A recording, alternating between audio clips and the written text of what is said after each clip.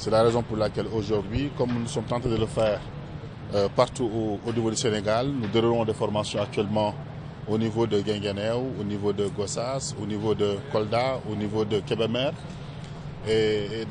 partout au Sénégal. Aujourd'hui, nous avons réuni à la salle Amadou Alidjan de l'Harmattan les 5 SICA, 5 clubs d'intégrité à la citoyenneté active qui nous viennent de la banlieue, mais également de Dakar, Grand Yoff, Thiaroye, Guédiawaye, Pikine, pour échanger avec eux sur le thème jeunesse intégrité, quelle éducation citoyenne pour un patriotisme actif au service de la République. Pour nous, c'est une occasion d'échanger avec eux,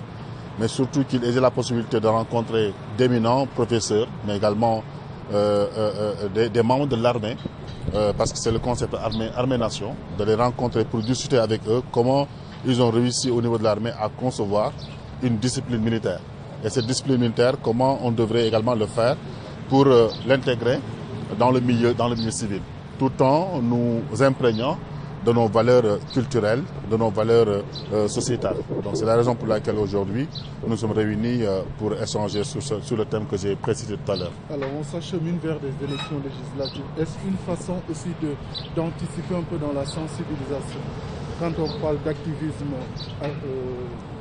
civique? Civique, ouais. Comme je l'ai dit tout à l'heure, nos actions dépassent les échéances électorales. Nos actions dépassent les échéances municipales ou législatives ou présidentielles. Nos actions sont non seulement pour maintenant, mais également pour le futur. Notre objectif fondamentalement, c'est d'avoir des jeunes qui auront la possibilité de pouvoir défendre leur pays, avoir l'amour de leur patrie, le respect également de leur patrie, mais surtout aller dans le sens de promouvoir la bonne gouvernance, qu'ils aient les matériaux nécessaires de pouvoir gérer demain, gérer dans la transparence et la gouvernance, gérer également dans un esprit civique et un esprit citoyen. Allez-y, elle a une question. Une question par ici.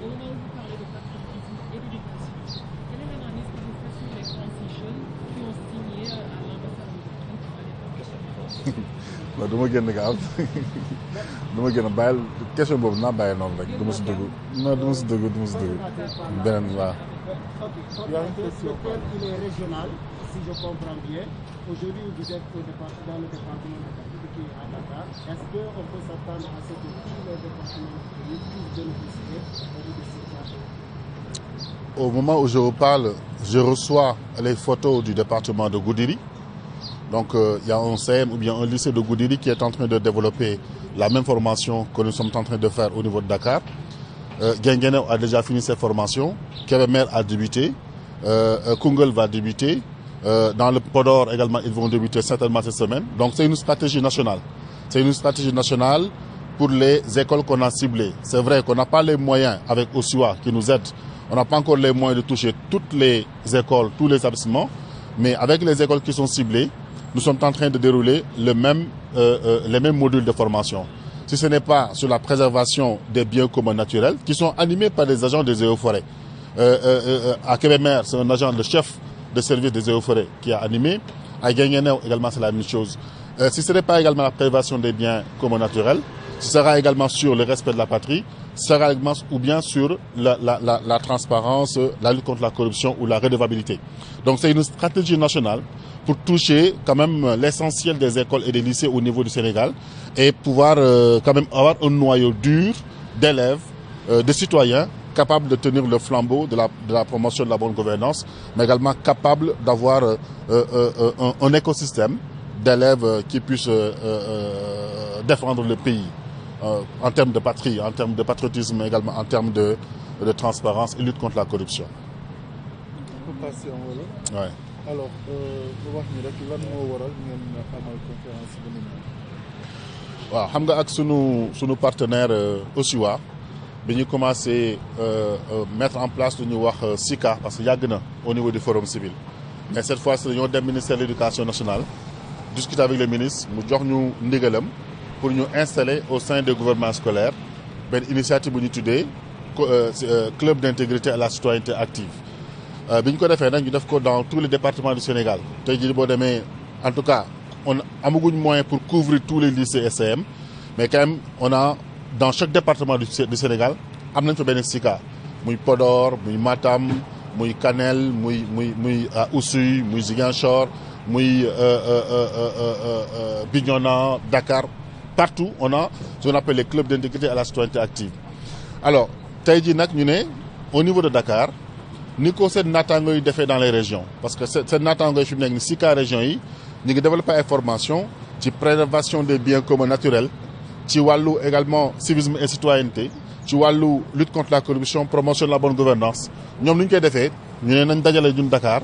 nañ dajale les SICA de Dakar mooy maanaam club d'intégrité bi nga xam ne jóge na Pikine Est bu Guédiawaye